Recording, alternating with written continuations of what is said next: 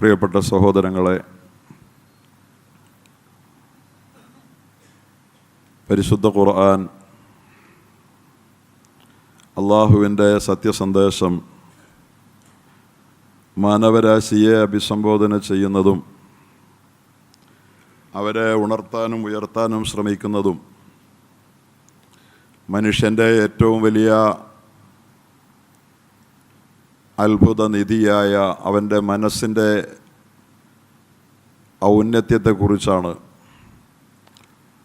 അല്ലെങ്കിൽ അതിന് സംഭവിച്ചു പോകാൻ സാധ്യതയുള്ള അപജയത്തെക്കുറിച്ചാണ്, അധമത്വത്തെക്കുറിച്ചാണ്. അല്ലാഹു സുബ്ഹാനഹു വ തആല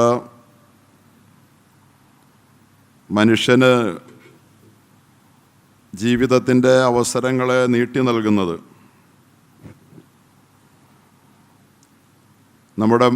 നമ്മുടെ മാനസികാവസ്ഥയെ, മനസ്ഥിതിയെ അളക്കാനാണ്. നമ്മുടെ ആത്മീയ നിലവാരവും പരലോക പദവിയും നിർണയിക്കാനാണ്.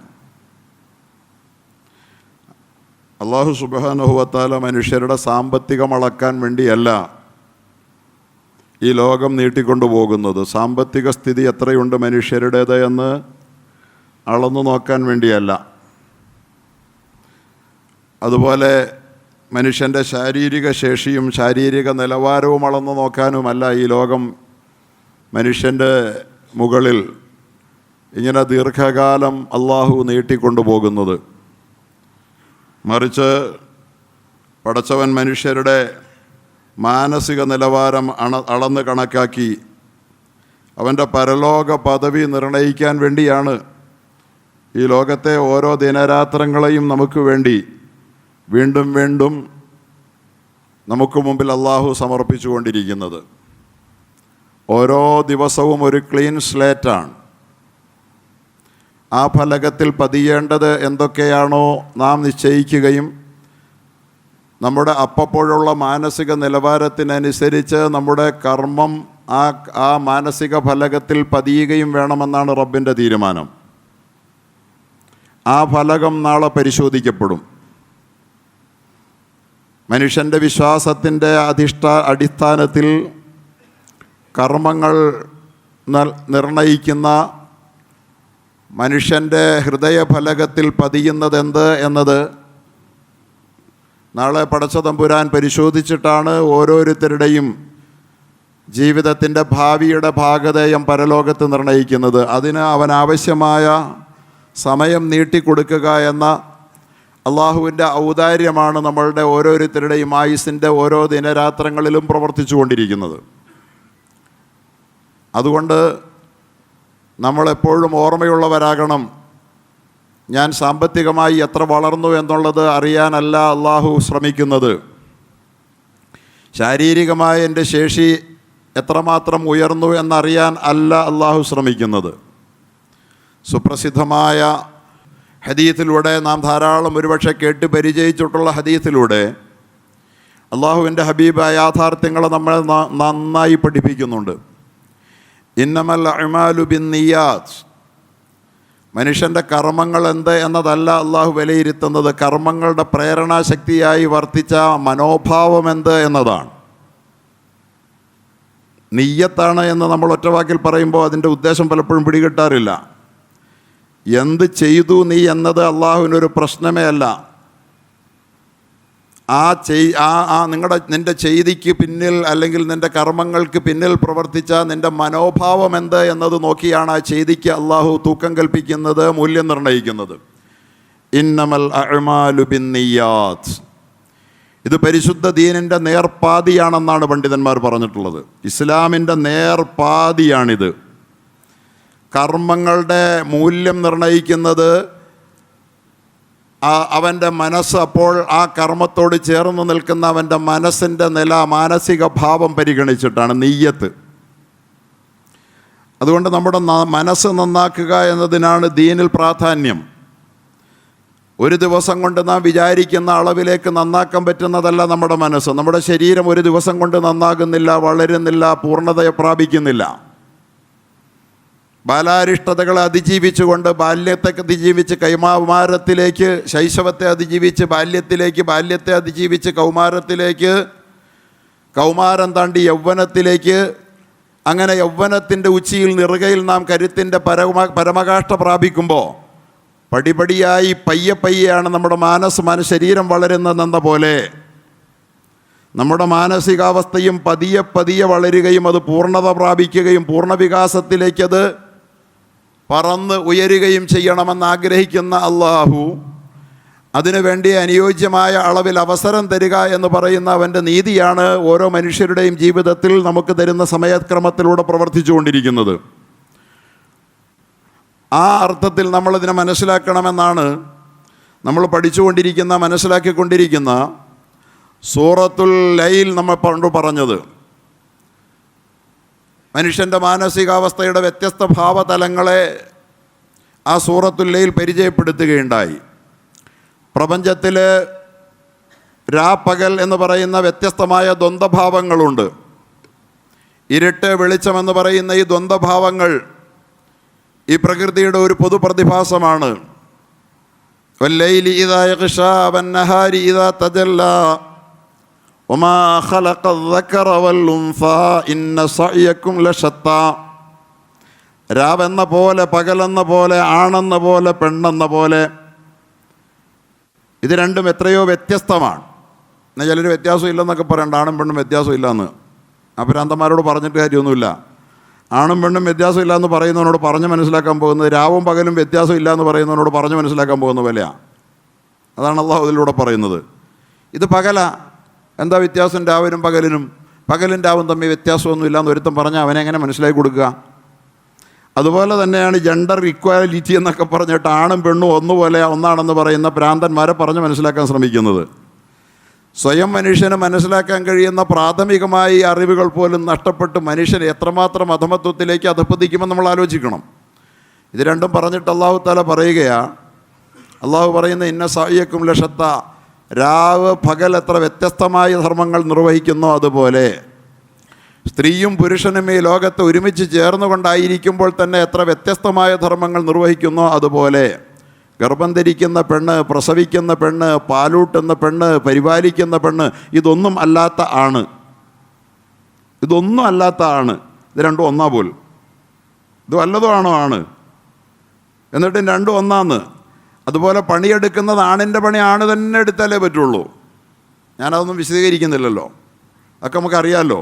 ആണ് മാത്രം കൈകാര്യം ചെയ്യുന്ന ലോകത്തെ എത്ര പണികളും മുസ്ലിങ്ങളുടെ ഇടയിലോ മതമൗലികവാദികളുടെ ഇടയിലോ അല്ല, മതരഹിതന്മാരുടെ ഇടയിൽ നമുക്കിടയിൽ എത്രയുണ്ട്.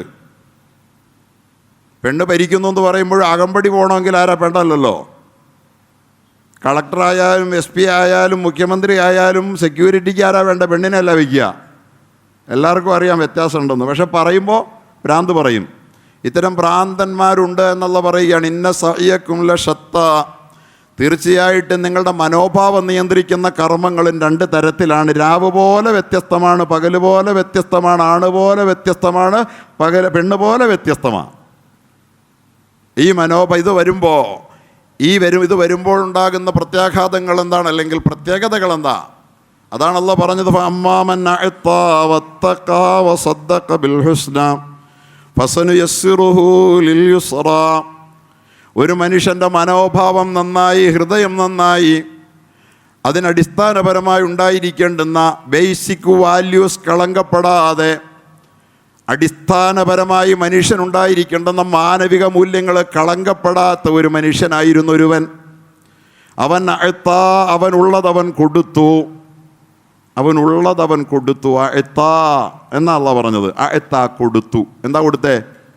പണം കൊടുത്തു എന്ന് മാത്രമല്ല, അറിവും കൊടുക്കാം, പണവും കൊടുക്കാം. കയ്യിലുള്ളതെന്തോ അല്ലാഹു കൊടുത്ത് നൽകിയ ആരോഗ്യമാകാം, അതെന്തോ ആയിക്കൊള്ളട്ടെ, അത് ആവശ്യമുള്ളവന് കൊടുത്തു.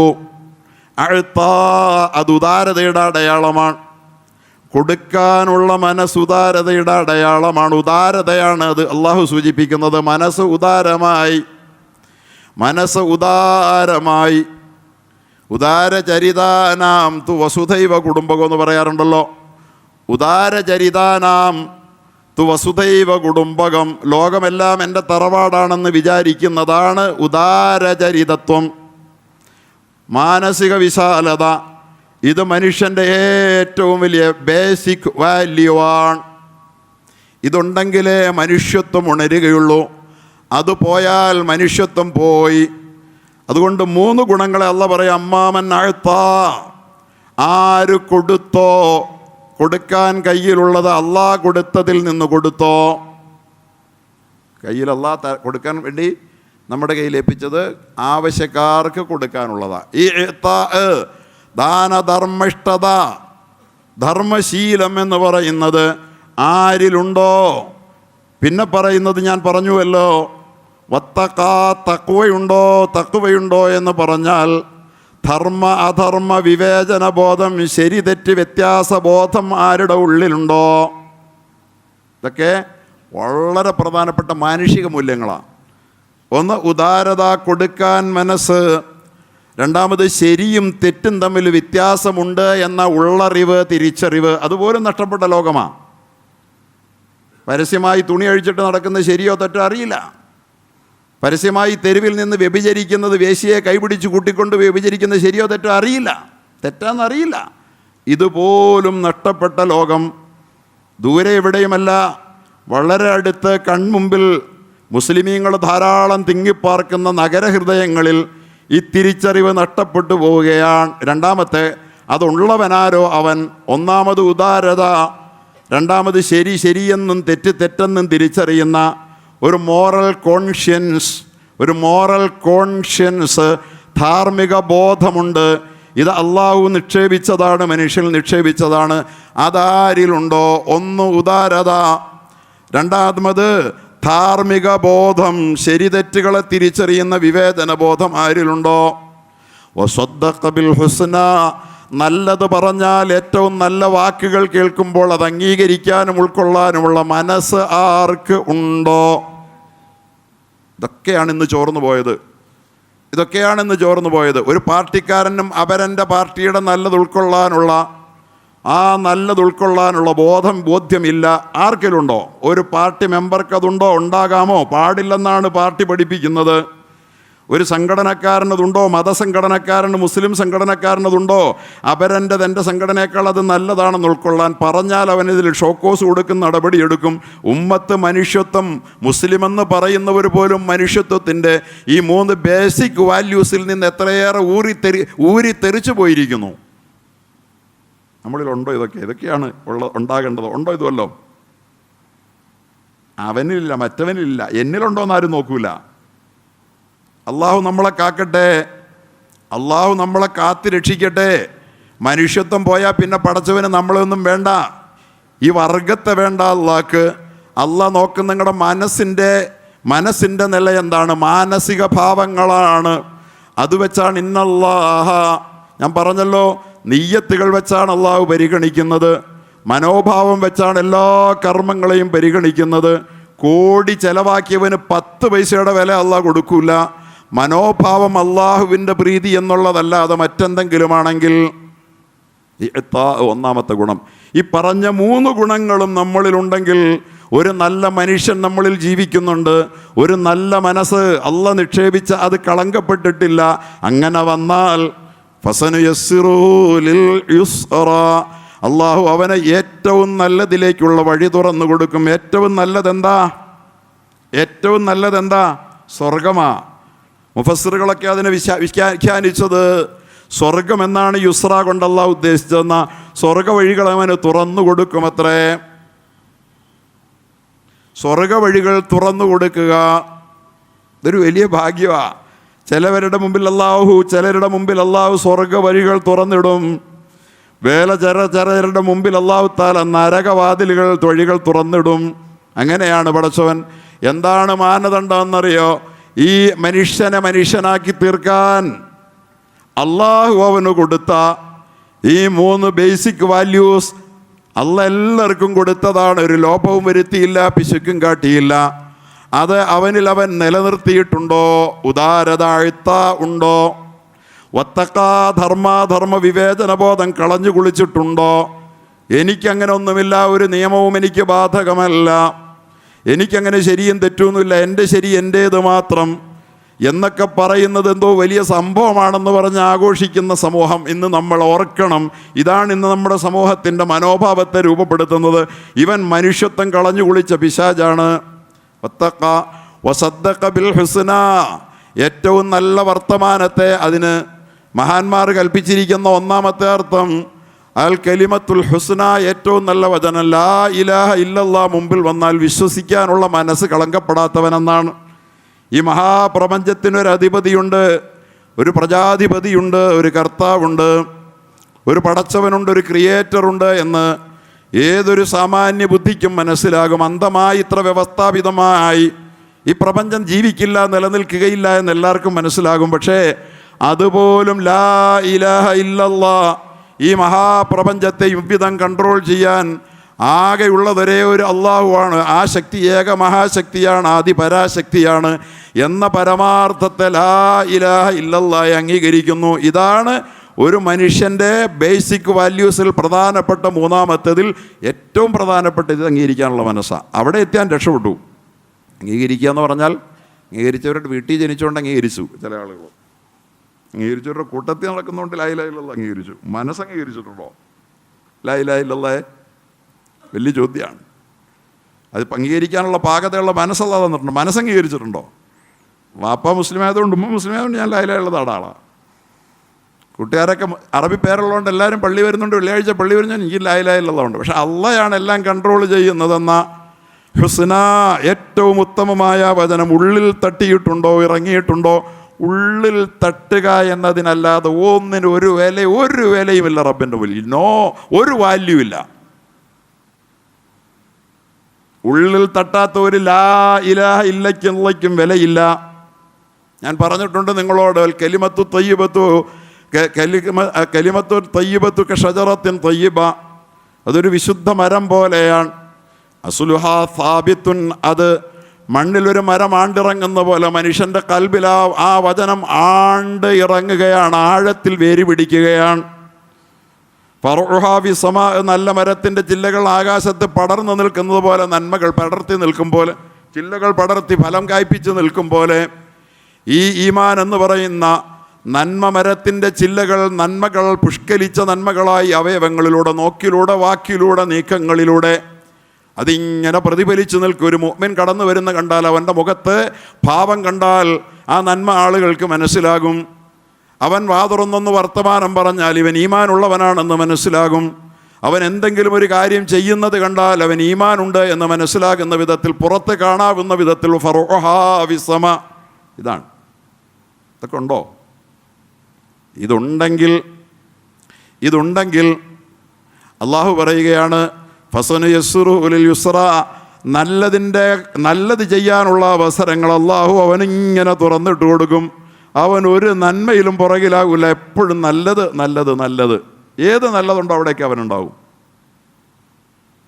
അതിന് പാർട്ടി വിളിക്കണ്ട, സംഘടന വിളിക്കണ്ട, നല്ലത് കണ്ടാൽ അവിടെ കൂടുവൻ. തെറ്റാണ്, അതിനു വേണ്ടിയാണ് മറ്റുള്ളവർ വിളിക്കുന്നതെങ്കിൽ അത് സ്വന്തം സംഘടനയായാലും പാർട്ടി ആയാലും ആര് വിളിച്ചാലും കൂടെ കാണൂല. അങ്ങനെ ഒരവസ്ഥയിലേക്ക് അള്ളാഹു തആല അവനെ എത്തിക്കും. അതിൻ്റെ പേരാണ് ഈ മൂന്ന് വാല്യൂസും ഉണ്ടെങ്കിൽ ഫസനുയസ്സിറുഹു ലിൽ യുസ്ര, നല്ലതെല്ലാം അവൻ അള്ളാഹു അനായാസമാക്കും. നല്ലതെല്ലാം അള്ളാഹു എളുപ്പമായി കൊടുക്കും. നേരെ തിരിച്ച് രാവ് പകൽ എന്ന പോലെ, ആണ് പെണ്ണെന്ന പോലെ ഈ ഗുണങ്ങൾ ഒരു വശത്ത്, മറുവശത്ത് നേരെ തിരിച്ചല്ലാഹു അത് വയ്ക്കുകയാണ്. എന്തെന്ന്? അമ്മാമം ബഖില, ആര് കയ്യിലുള്ളത് കൊടുക്കാതിരുന്നോ, പിശുക്ക് കാട്ടിയോ, നേരെ ആ വാക്കുകളെല്ലാം അങ്ങനെ തന്നെ. അതിൻ്റെ വിപരീത പദം പറയാം ആൻ്റണിം, അതിൻ്റെ നേരെ വിപരീത പദം പറയാം. അമ്മാമം ബഖില വസ്തഗ്ന, തഖ്വയുടെ നേരെ എതിര് നവർ മെയിൻനെസ്. നേരത്തെ സൂചിപ്പിച്ചു. എന്താണത്? എന്തുമാകാം, എനിക്കൊരു വ്യവസ്ഥയും ബാധകമല്ല. ഒരു ധാർമ്മിക വ്യവസ്ഥയ്ക്കും എന്നെ പിടിച്ചു കെട്ടാൻ പറ്റില്ല. എനിക്ക് വ്യഭിചരിക്കണമെങ്കിൽ വ്യഭിചരിക്കും. ആരോടൊപ്പം കിടക്കണമെന്ന് ഞാൻ തീരുമാനിക്കും. ആരോടൊപ്പം നടക്കണമെന്ന് ഞാൻ തീരുമാനിക്കും. എന്ത് പറയണമെന്ന്, എന്ത് തിന്നണമെന്ന്, എന്ത് കുടിക്കണമെന്ന് ഞാൻ തീരുമാനിക്കും. ഇസ്തഗ്ന ഒന്നും പ്രശ്നമല്ലാത്തവൻ അരാജകവാദി. അങ്ങനെ ഒരാളായാൽ നേരെ പറഞ്ഞ് തഖ്വയുടെ നേരെ ഓപ്പോസിറ്റ്. മൂന്നാമത്തതെന്താ? നല്ലത് ഏത് കണ്ടാലും സ്വീകരിക്കുന്ന മനസ്സ്, നേരെ ഓപ്പോസിറ്റ്. കദ്ദബ ബിൽ ഹുസ്ന, നല്ലത് മുമ്പിൽ വന്നാൽ അതിനെ തള്ളിക്കളയും.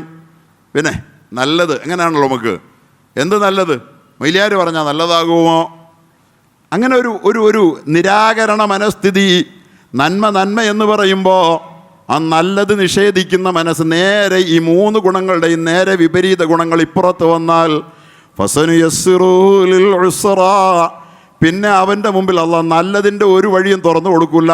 അവൻ വാ തുറന്നാൽ ചീത്തയേ വരൂ. അവൻ മുഖം കണ്ടാൽ ആളുകൾക്ക് വിഷമമേ തോന്നൂ. അവൻ കൈകൊണ്ട് എന്തെങ്കിലും ചെയ്താൽ പ്രയാസമുണ്ടാക്കുന്നത് ചെയ്യൂ. അവൻ നടന്നാൽ വേണ്ടാത്തിടത്തേക്കേ പോകൂ.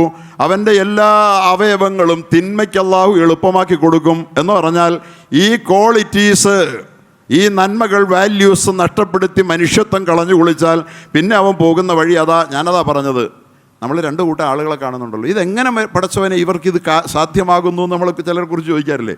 ഇതെങ്ങനെ ഇങ്ങനെയൊക്കെ ആകാൻ പറ്റുക മനുഷ്യർക്ക്? അതവർക്ക് അങ്ങനെ ആകാൻ പറ്റൂ. കാരണം ഈ 3 ഗുണങ്ങളും അവർ കളഞ്ഞു കുളിച്ചു. അവർക്കിനി അങ്ങനെ ആകാൻ പറ്റൂ. വേറെ ചില ആളുകളെ കുറിച്ച് നമ്മൾ ഓർക്കും, പടച്ചവനെ ഇവർക്ക് എങ്ങനെ ഇത്ര മുടങ്ങാതെ ബാങ്ക് എവിടെ വിളിച്ചോ അവിടെ ജമാഅത്തിന് എങ്ങനെയെങ്കിലും അറ്റൻഡ് ചെയ്യും. എത്ര വൈകി കിടന്നാലും സുബഹി ഖളാ ആക്കൂല. നമ്മുടെ കൂട്ടത്തിൽപ്പെട്ട ആളുകളല്ലേ, നമ്മളെപ്പോലെ മനുഷ്യന്മാരല്ലേ. അവർക്കെങ്ങനെ അങ്ങനെ കഴിയുന്നു, ഇവർക്കെങ്ങനെ ഇങ്ങനെ കഴിയുന്നു?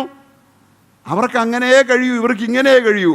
അപ്പം എളുപ്പമാക്കുന്നത്, സ്വർഗ വഴികൾ എളുപ്പമാക്കുന്നതും അല്ലാഹ്, നരക വഴികളെ എളുപ്പമാക്കുന്നതും അല്ലാഹ്. അതിന് അല്ലാഹു പരിഗണിക്കുന്ന മാനദണ്ഡം എന്താ? ഈ വാല്യൂസ്, ഈ 3 വാല്യൂസാണ്. ഓർത്തു വെച്ചോളിൻ, ഈ 3 വാല്യൂസാണ്. ഇത് വെച്ചാണ് നമ്മൾ ചീത്തയായിക്കൊണ്ടേയിരിക്കുന്നുവോ നന്മയല്ലവരായിക്കൊണ്ടേയിരിക്കുന്നുവോ എന്ന് പോകുന്ന പോക്ക്. ഞാൻ പറഞ്ഞല്ലോ, ശൈശവത്തിൽ നിന്ന് ബാല്യത്തിലേക്കും, ബാല്യത്തിൽ നിന്ന് കൗമാരത്തിലേക്കും, യൗവനത്തിലേക്കും ഒക്കെ വളർന്നു കയറി ഒരു മനുഷ്യൻ അവൻ്റെ വളർച്ചയുടെ, ബാഹ്യ വളർച്ചയുടെ പരകോടിയിലേക്ക് വളരും പോലെ ഓരോ ദിവസവും അവൻ്റെ ആത്മശേഷി, അവൻ്റെ ആത്മീയ നിലവാരം, ആത്മബലം അത് ഓരോ ദിവസവും വളരുകയാണ്. വളർത്തേണ്ട വഴികളിലൂടെയാണെങ്കിൽ അവൻ അത് വളരുകയാണ്. തളർത്തേണ്ട വഴികളിൽ ഓരോ ദിവസവും തളരുകയാണ്. അതാണ്. അല്ലാഹു നമ്മളെ കാക്കുമാറാകട്ടെ. അതുകൊണ്ട് ഈ 3 ഗുണങ്ങൾ അത് നമ്മളിലുണ്ട് എന്ന് നമ്മൾ ഉറപ്പാക്കണം. അതിലെ ഓരോ ഗുണവും പരിചിന്തനം ചെയ്യപ്പെടേണ്ടതാണ്. ദാനം ചെയ്യുക എന്നത് വളരെ പ്രധാനമാണ്. അല്ലാഹു തആല ദാനം ചെയ്യുന്നത് വെച്ച് മനുഷ്യൻ്റെ മാനസിക നിലവാരം നോക്കി, ഇന്നല്ലാഹ ലാ യൻളുറു ഇലാ സുവരിക്കും വലാ ഇലാ അജ്സാമിക്കും വലാകിൻ യൻളുറു ഇലാ ഖുലൂബിക്കും. അല്ലാഹു തീർച്ചയായും നിങ്ങളുടെ രൂപം നോക്കുന്നേ ഇല്ല. സുന്ദരൻ, സുന്ദരി, ഇതൊന്നും റബ്ബ് നോക്കുന്നില്ല. അത് തന്നത് അള്ളയാണ്. രൂപം നോക്കുന്നേ ഇല്ല അല്ലാഹു. അതിനല്ല നിങ്ങൾക്ക് അവസരം അല്ലാഹു തരുന്നത്. അതുകൊണ്ട് സൗന്ദര്യം പൊലിപ്പിച്ച് നിങ്ങൾ നടന്ന് പടച്ചവനെ തൃപ്തിപ്പെടുത്താൻ കഴിയില്ല. ഇലാ സുവരിക്കും വലാ ഇലാ ജിസാമിക്കും. നിങ്ങളുടെ ബോഡിയും നോക്കുന്നില്ല, നിങ്ങളുടെ ഫിഗറും അല്ലാഹു കാണാൻ ആഗ്രഹിക്കുന്നില്ല. അതെന്തും ആയിക്കോട്ടെ, അതിനുണ്ട് അതിൻ്റെതായ ചടക്ക്. പക്ഷെ അതല്ല അല്ലാഹ്ക്ക് പ്രധാനം. വലാകിൻ യൻളുറു ഇലാ ഖുലൂബിക്കും, മറിച്ച് അല്ലാഹു നോക്കുന്നത്, കാണുന്നത് നിങ്ങളുടെ ഉള്ളാണ്, മനോഭാവമാണ്. കണ്ടോ? അല്ലാഹു കണ്ണെറിയുന്ന എങ്ങോട്ടാ? അകത്തേക്കാ, പുറത്തോട്ടല്ല. അത് തുളച്ചു കയറുന്ന ദൃഷ്ടിയാണ് അല്ലാഹുവിൻ്റെത്.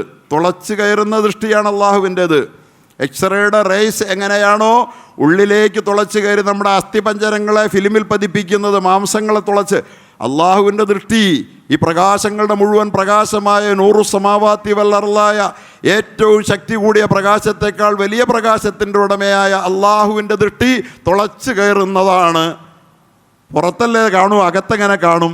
തുളച്ചു കയറുന്ന പല രശ്മികളും പ്രകാശങ്ങളും കണ്ടവരല്ലേ നമ്മൾ. അതുകൊണ്ട് നൂറു സമാവാത്തി വല്ലർലായ അള്ളാഹു അകം കാണുന്നവനാണ്. എന്നിട്ട് നാളെ വഹുസ്സില മാഫി സുദൂർ, അകത്തുള്ളതെല്ലാം അള്ളാഹു ചെകഞ്ഞെടുക്കും, പുറത്തെടുക്കും. എല്ലാം റബ്ബിനറിയാം. അതുകൊണ്ട് ഇത് നന്നാക്കണം. അള്ളാഹു തൗഫീഖ് തരട്ടെ. ഈ മാനസിക നിലവാരം ഖദർ നന്നാക്കുക എന്നതൊരു വലിയ പ്രൊജക്റ്റാണ്, പദ്ധതിയാണ്. അതിനു വേണ്ടിയാണ് മനുഷ്യ ജീവിതം എന്ന തിരിച്ചറിവോടുകൂടി നമ്മുടെ ജീവിതത്തെ രൂപാന്തരപ്പെടുത്താൻ നമ്മളെ പ്രേരിപ്പിക്കുകയാണ് ഈ ആയത്ത്. അതുകൊണ്ട് കൊടുക്കാൻ അള്ളാഹു വല്ലതും തന്നെങ്കിൽ നാം കൊടുക്കുക. കൊടുക്കലിൽ അള്ളാഹു നമ്മുടെ മാർക്കിടുന്നിടത്ത് മുഴുവൻ ചെലവാക്കിയോ? അബൂബക്കർ മുഴുവൻ ചെലവാക്കിയത് അവർക്കല്ലേ റളിയല്ലാഹു. യുദ്ധാവശ്യത്തിന് വേണ്ടി ആവശ്യപ്പെട്ടപ്പോൾ എല്ലാവരോടും വീട്ടിലുള്ളത് കൊണ്ടുവരാൻ പറഞ്ഞപ്പോൾ അബൂബക്കർ കൊണ്ടുവന്നു എന്തോ സംതിങ്, പൊട്ടുംപൊടിയൊക്കെ ഉള്ളൂ. ഉമർ വീട്ടിലുള്ളത് മുഴുവൻ നേരായി രണ്ടായി പകുത്തിട്ട് നേരെ പകുതി കൊണ്ടുവന്ന് വെച്ചു. ഉമർ റളിയല്ലാഹു അൻഹു. നിലവാരം ഉയരുന്നത് എങ്ങനെയാണ്? ദറജകൾ ഓരോരുത്തരുടെ. അബൂബക്കറിൻ്റെ ദറജ യോളം ഉമറിൻ്റെ ദറജ എത്തൂല്ലെന്ന് ഹബീബ് പറയുക. ദറജയാണ് പ്രശ്നം. അബൂബക്കർ കൊണ്ടുവന്ന് കുറച്ചെന്തോ, ഉമർ വീട്ടിലുള്ളതിൻ്റെ നേർപ്പാതി. ഇന്ന് ഞാൻ അബൂബക്കറിനെ തോപ്പിക്കുമെന്നാണ് ഉമറിൻ്റെ മനോഭാവം. പക്ഷേ റസൂലുള്ളാഹി സ്വല്ലല്ലാഹു അലൈഹി വസല്ലം അപ്പോൾ ചോദിച്ചെന്തെന്നറിയോ? വീട്ടിൽ എന്ത് ബാക്കിയെന്നാ, എന്ത് കൊണ്ടുവന്നു എന്നല്ല ചോദിച്ചു. എവിടെയാണ് ദറജ നിർണ്ണയിക്കുന്ന ആ മഹാപ്രൊജക്റ്റിൻ്റെ സൂത്രധാരനായ മുഹമ്മദുർ റസൂലുള്ളാഹിയുടെ ചോദ്യത്തിൻ്റെ മർമ്മം. റസൂലുള്ളാഹി ചോദിച്ചു, അബൂബക്കർ വീട്ടിൽ എന്തുണ്ട്? അബൂബക്കർ പറഞ്ഞു, അല്ലാഹു വ റസൂലുഹു, അള്ളാഹു എൻ്റെ റസൂലും വീട്ടിലുണ്ട്, ഇനി ഒന്നുമില്ല എൻ്റെ വീട്ടിൽ നിന്ന്. ചെലവാക്കലിൻ്റെ നിലവാരമാണിത്, ഉദാരതയുടെ നിലവാരം. ഉമർ റളിയല്ലാഹുവിന് കേട്ട് ഞെട്ടിപ്പോ. ഉമർ റളിയല്ലാഹുവിനോട് ചോദിച്ചു, ഉമറേ വീട്ടിൽ എന്തുണ്ട്? ആദ്യം ചോദിച്ചു ഉമറിനോടാ. ഉമർ പറഞ്ഞു, എൻ്റെ വീട്ടിൽ എൻ്റെ ഉള്ളതിൻ്റെ നേർപ്പാതി ഞാൻ കൊണ്ടുവന്നു നബി എന്ന് പറഞ്ഞു അഭിമാനത്തോടെ. അപ്പോഴാ അബൂബക്കറിനോട് അടുത്ത ചോദ്യം, അള്ളാഹുവും റസൂലും വീട്ടിലുണ്ട്. തലയിൽ കൈവച്ചു പോയ ഉമർ പറഞ്ഞു, ഇനി ജീവിതത്തിൽ ഒരിക്കലും അബൂബക്കറിനെ തോപ്പിക്കുക എന്നത് ഉമർ ഒരിക്കലും ലക്ഷ്യം വെക്കില്ല. ഞാൻ അബൂബക്കറിൻ്റെ മുമ്പിൽ കയറൂല. ദറജയാണത്.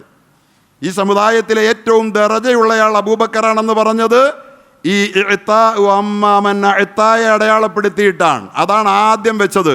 ഈ ക്വാളിറ്റിയിൽ നമ്മൾ എവിടെയാണ്? നമ്മുടെ ദറജയാണ് അള്ളാഹു നോക്കുന്നത്. ഓരോ ദിവസവും ഇത് വളർത്തേണ്ടവരാണ് നമ്മൾ.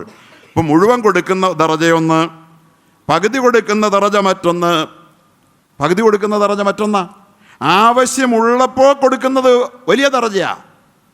വല്ലദീന തബവ്വഉ ദാറ വൽ ഈമാന മിൻ ഖബ്ലിഹിം, മുമ്പേ വിശ്വാസവും വാസസ്ഥലവും വിശ്വാസികൾക്ക് വേണ്ടി മുഹാജിറുകൾക്ക് വേണ്ടി ഒരുക്കി വെച്ചിട്ട് യുഹിബ്ബൂന മൻ ഹാജറ ഇലൈഹിം, അവരിലേക്ക് വന്നു ചേരുന്ന, എല്ലാം നഷ്ടപ്പെടുത്തി വരുന്ന മുഹാജിറുകളെ കാത്തിരുന്ന, സ്നേഹത്തോടെ കാത്തിരുന്ന മദീനയിലെ അൻസാറുകളെക്കുറിച്ച് അള്ളാഹു പറയുകയാണ്, വയുസിറൂന അലാ അൻഫുസിഹിം വലൗ കാന ബിഹിം ഖസാസ, അവരവരുടെ സ്വന്തം ആവശ്യത്തേക്കാൾ കൂടുതൽ അവർ തങ്ങളുടെ കൂട്ടുകാരുടെ ആവശ്യത്തെ തിരഞ്ഞെടുത്തവരാണ്. അവർ ആവശ്യക്കാരായിരിക്കെ, ദരിദ്രരായിരിക്കെ, ദാരിദ്ര്യമുള്ളപ്പോൾ മറ്റപ്പോൾ ആവശ്യമുള്ളപ്പോൾ കൊടുക്കുന്ന ദറജ വേറൊന്നാണ്. അതുപോലെ തന്നെ മിച്ചമുള്ളത് കൊടുക്കുന്ന ദറജ വേറൊന്നാണ്. യസ്അലൂനക മാദാ യുൻഫിഖൂൻ, കൊടുക്കേണ്ടത് എന്താണെന്ന് നബിയെ, ചെലവാക്കേണ്ടത് എന്താണെന്ന് അവർ ചോദിക്കും. ഉലിൽ അഫ്വ, ബാക്കിയുള്ളത് കൊടുക്കുന്ന പറ അവരോട്. എല്ലാവരോടും മുഴുവൻ കൊടുക്കാൻ പറയാം അബൂബക്കറിനെ പറ്റി. എല്ലാവരും അങ്ങനെ ആവില്ലല്ലോ. മിച്ചമുള്ളത് കൊടുക്കുമോ? മിച്ചമുള്ളത് 100 തലമുറയ്ക്ക് തിന്നു തീർത്താലും ബാക്കിയുണ്ടെങ്കിൽ കൊടുക്കുമോ എല്ലാവരും? മിച്ചമുള്ളത് കൊടുക്കുക. ആവശ്യം കഴിച്ചാൽ പിന്നെ ഇതിനെ കെട്ടിപ്പൂട്ടി വെച്ചേക്കണത്. ചിലവാക്കാനല്ലെങ്കിൽ പണത്തിന് എന്താ മൂല്യം? മിച്ചമുള്ളത് കൊടുക്ക്. ഇത് വേറൊരു ദറജയാണ്. മിച്ചമുള്ളതെങ്കിലും കൊടുക്കുന്നത്. അവിടെ എവിടെയെങ്കിലും എത്തിയിട്ടുണ്ടോ? നമ്മൾ ആലോചിക്കണം സഹോദരങ്ങളെ. എവിടെയെങ്കിലും നമ്മൾ എത്തിയിട്ടുണ്ടോ? മുഴുവൻ കൊടുക്കുന്നത് പോകട്ടെ, പകുതി കൊടുക്കുന്നത് പോകട്ടെ, ആവശ്യമുള്ളപ്പോൾ കൊടുക്കുന്നത് പോകട്ടെ, മിച്ചമുള്ളത് കൊടുക്കുന്നിടത്ത് വലുത് എത്തിയിട്ടുണ്ടോ? കൊടുക്കുമ്പോൾ നല്ലത് കൊടുക്കുന്നിടത്ത് എത്തിയിട്ടുണ്ടോ? ലൻ തനാലുൽ ബിർറ ഹത്താ തുൻഫിഖൂ മിമ്മാ തുഹിബ്ബൂൻ, നിങ്ങൾക്ക് ഇഷ്ടമുള്ളത് കൊടുക്കുന്നവരെ നിങ്ങൾ നന്മ എത്തിപ്പിടിച്ചവരാവുകയില്ല. കൊടുക്കുന്ന എപ്പോഴാ? നമ്മൾ കൊടുക്കാൻ പറയുമ്പോഴത്തേനും ഉപയോഗിച്ച് ബാക്കിയുള്ള വസ്ത്രം കൊടുക്കും, ഉപയോഗിച്ചിട്ട് ചൂടാക്കി കഴിച്ചിട്ടും ഉപയോഗിക്കാൻ പറ്റാത്ത നമ്മൾ ഭക്ഷണം കൊടുക്കും. അല്ലേ? അങ്ങനല്ലേ? എവിടെയാണ് ചെലവാക്കൽ മനുഷ്യൻ്റെ ദറജ നിർണ്ണയിക്കുന്നത്? കാണണം. ഓരോ ആയത്തുകളും ഈ ദറജകളെ പരിചയപ്പെടുത്തുന്നു. ഇനിയും കൊടുത്തത് എടുത്ത് പറയാതിരിക്കൽ മറ്റൊരു ദറജയാണ്. ലാ തുബ്തിലു സദഖാതികും ബിൽ മന്നി വല്ലദാ കല്ലദി യുൻഫിഖു മാലഹു റിആ അന്നാസ്. കൊടുത്തത് ചില ആളുകൾ എടുത്തു പറയും. എടുത്തു പറഞ്ഞാൽ ഒരു ഗുണവുമില്ല. ഞാൻ നിനക്കത് ചെയ്തില്ലേ? ഇങ്ങനെ കൊടുക്കുക അഅ്താ എന്നതിൻ്റെ ദറജ നിർണ്ണയിക്കാൻ അള്ളാഹു ഖുർആനികമായ ആയത്തിലൂടെ എത്ര പദവിയാണ്, പടിയാണ് വെച്ച് തന്നത്. സഹാബാക്കളുടെ ജീവിതത്തിൽ നാം ഏതൊക്കെയാണ് കാണുന്നത്? എവിടെയാണ് നാം? അള്ളാഹു നമുക്ക് ഈ ബോധം തരട്ടെ. ഇതിനാണ് നമ്മുടെ ജീവിതം, നമ്മുടെ ദറജകൾ. ശരീരമല്ല. അങ്ങോട്ട് ഞാൻ പോകാൻ സമയമില്ലാത്തത് കൊണ്ട് ബോഡിക്ക് അല്ലാഹു ഒരു പരിഗണനയും കൊടുക്കുന്നില്ല. നിങ്ങളെ കൊന്നാലും അല്ലാഹു കൽപ്പിച്ചതനുസരിച്ച് നിങ്ങളുടെ ശരീരത്തെ നിങ്ങൾ അന്യോന്യം കൊന്നാൽ അള്ളാഹ് കൽപ്പിച്ച ദാലിക ഖൈറുൽ ലക്കും, അത് നിങ്ങൾക്ക് നല്ലതാകുന്നു. അന്യോന്യം കൊന്ന് ബോഡി ഇല്ലാതാക്കിയ പിന്നെന്താ നന്മ? അപ്പോൾ ബോഡിയിലല്ല അള്ളാഹ് നന്മ കാണേണ്ടത്. അപ്പോഴും നിലനിൽക്കുന്ന ഒരു സാധനമുണ്ട് നിൻ്റെ ഉള്ളിൽ, അത് മനസ്സാണ്. ഒരു നഷ്ടവും നിനക്ക് അവിടെ സംഭവിച്ചിട്ടില്ല. അതുകൊണ്ട് മാനസികാവസ്ഥയുടെ അത്യുന്നതങ്ങളിലേക്ക് നമ്മളെ കൈപിടിച്ചുയർത്തുന്ന സിദ്ദീഖിയ്യത്തിൻ്റെ പരകോടിയെ പരിചയപ്പെടുത്തുന്ന ഹദാ സൂറത്തു അബൂബക്കർ, ഇത് അബൂബക്കർ സൂറത്താണ്. സൂറത്തുൽ ളുഹ, സൂറത്ത് മുഹമ്മദ്, അത് മുഹമ്മദ് സല്ലല്ലാഹു അലൈഹി വസല്ലം സൂറത്താണ്. റളിയല്ലാഹു അൻഹു എന്ന് മഹാനായ ഇമാം റാസി പറഞ്ഞത് ഈ അർത്ഥത്തിലാണ്. പരമനുഷ്യനവൻ്റെ പരിശ്രമം കൊണ്ട് എത്തിപ്പിടിക്കാവുന്ന പരമാവധിയുടെ പേരാണ് സിദ്ദീഖിയ്യത്ത്. ആ സിദ്ദീഖിയ്യത്തിന് തുടക്കം കുറിക്കുന്നത് ദാനത്തിലൂടെയാണ്. അള്ളാഹു നമുക്ക് തന്നത് ദാനം ചെയ്യാനുള്ള മനസ്ഥിതിയിൽ എവിടെ നിൽക്കുന്നു എന്നാലോചിച്ച് പര്യാലോചിച്ച് ഞാൻ സത്യത്തിൽ മനുഷ്യത്വത്തിൻ്റെ ഏതെങ്കിലും ഒരു അരികിലെത്തിയിട്ടുണ്ടോ എന്ന് ഉറപ്പ് വരുത്തുന്നതിനായി ഇനി ഓരോ നിമിഷവും മാറ്റിവെച്ച് നമുക്ക് വളരാൻ, വികസിക്കാൻ, നമ്മുടെ ആത്മാവെന്ന് പറയുന്ന അത്ഭുതത്തെ എത്തേണ്ടിടത്തെത്തിക്കാൻ പടച്ച റബ്ബ് തൗഫീഖ് തരട്ടെ എന്ന് മാത്രം ഇപ്പോൾ തൽക്കാലം പറഞ്ഞ് ഞാൻ എൻ്റെ വാക്കുകൾ ഉപസംഹരിക്കുകയാണ്.